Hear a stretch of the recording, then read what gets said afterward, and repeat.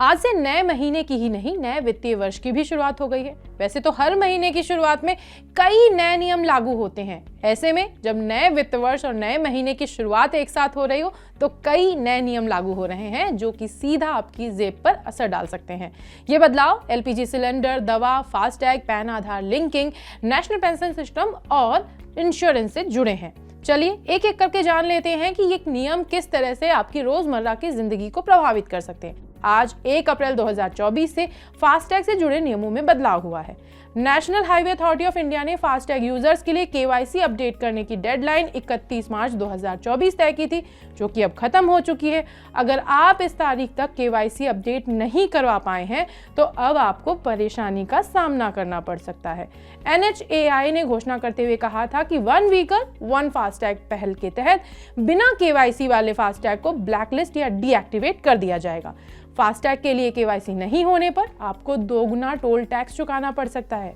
तीसरा बदलाव कर्मचारी भविष्य निधि संगठन यानी EPFO से जुड़ा है। EPFO ने 1 अप्रैल 2024 से PF बैलेंस को मैनेज करने के लिए ऑटोमेटिक ट्रांसफर सिस्टम लागू किया है। इसका मतलब ये है कि नौकरी बदलने के समय PF बैलेंस को ट्रांसफर करना अब आसान हो गया है। इसके तहत अब जॉब चेंज करने पर आपका पुराना PF बैलेंस ऑटोमेटिक तरीके से नए अकाउंट में ट्रांसफर हो जाएगा। इससे PF अकाउंट होल्डर्स को बड़ी राहत मिलेगी। इसके अलावा अप्रैल की पहली तारीख से पेंशन फंड रेगुलेटरी और डेवलपमेंट अथॉरिटी यानी PFRDA ने नेशनल पेंशन सिस्टम यानी NPS को और भी ज्यादा अट्रैक्टिव बनाने के लिए बड़ा कदम उठाया है। इसके तहत PFRDA ने आज यानी 1 अप्रैल से सेंट्रल रिकॉर्ड कीपिंग एजेंसी यानी CRA तक एक्सेस के लिए 2 फैक्टर ऑथेंटिकेशन प्रोसेस शुरू किया है। इसका मतलब है कि NPS से जुड़ने वाले नए मेंबर और पुराने मेंबर को अब 2 फैक्टर ऑथेंटिकेशन प्रोसेस से होकर गुजरना होगा।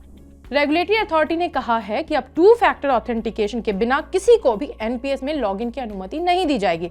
इस नए कदम के बाद अब यूजर्स को आधार बेस्ड लॉगिन ऑथेंटिकेशन का प्रोसेस अपनाना होगा।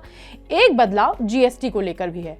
राजस्व विभाग ने central goods and services tax अधिकारियों से कहा है कि वे बड़े बड़े औद्योगिक घरानों और मल्टीनेशनल कंपनियों के साथ संवेदनशील मामलों में कोई भी जांच शुरू करने से पहले जोनल मुख्य आयुक्तों की पूर्व लिखित अनुमति लें। GST के क्षेत्रीय अधिकारियों को अब जांच शुरू करने से पहले अपने क्षेत्रीय प्रधान मुख्य आयुक्तों की मंजूरी लेनी होगी। उन्हें पहली बार वस्तुओं और सेवाओं पर शुल्क लगाने के लिए भी क्षेत्रीय प्रधान मुख्य आयुक्तों की मंजूरी लेनी होगी। अब कुछ राहत और आफत की बात भी कर लेते हैं। ऑयल मार्केटिंग कंपनियों ने अप्रैल महीने की शुरुआत के साथ LPG सिलेंडर के रेट में कटौती की घोषणा की है। आज यानी 1 अप्रैल को 19 किलोग्राम वाले कमर्शियल सिलेंडर की कीमत 32 रुपए तक कम हो गई है, जिसके बाद दिल्ली में 19 किलो के LPG सिलेंडर का रेट 30.50 रुपए घटकर 1764.50 रुपए हो गया है, जो पहले 1795 रुपए हुआ करता था। वहीं मुंबई में कमर्शियल LPG सिलेंडर का दाम 31 रुपए 50 पैसे घटकर अब 1717 रुपए 50 पैसे हो गया है। इसके अलावा 1 अप्रैल को एक टेंशन भी बढ़ी है। अप्रैल से 800 दवाओं की कीमतें बढ़ गई हैं। सरकार ने 1 अप्रैल से सिर दर्द, बुखार जैसे इलाज में काम आने वाली पैरासिटामोल, पेन किलर्स, एंटीबायोटिक जैसी दवाओं के दाम बढ़ा दिए हैं। 1 अप्रैल से मामूली इलाज से लेकर दिल के इलाज से जुड़ी करीब 800 दवाएं महंगी हो गई हैं। लेकिन राहत की बात इतनी है कि ये महंगाई पिछले साल के मुकाबले कम होगी। इस बार सरकार ने 0.0055% की बढ़ोतरी की अनुमति दी है। हालांकि पिछले साल से तुलना करें तो ये वृद्धि वाकई में काफी कम होगी। पिछले साल 2023 में दवाओं की कीमतों में रिकॉर्ड 12% की बढ़ोतरी हुई थी।